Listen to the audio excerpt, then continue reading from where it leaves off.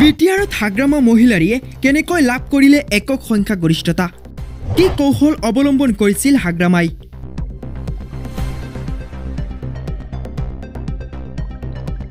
5 বছৰ মূৰত বিটিসি দখল কৰি বিপিএফে বড়োভূমিত গঠন কৰিব চৰকাৰ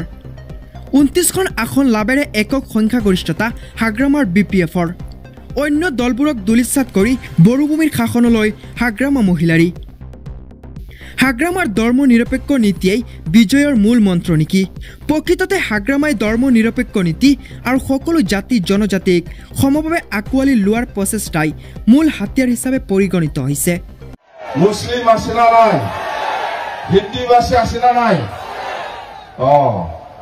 সব আছে তো না মুসলিম নাই নাকি এই কই মুসলিম বড় আছে না বেঙ্গলি অসমীয়া আছে সব আছে হিন্দী ভাষী আছে কি লাগে আমার দলত খাত লাগে সব জাতি জনগোষ্ঠী আছে হয় না নয় না বেঙ্গলির অভাব না মুসলিমের অভাব না বড় জাতির অভাব না রাজবংশের অভাব না হিন্দি ভাষীর অভাব সব জাতি জনগোষ্ঠী আছে জানে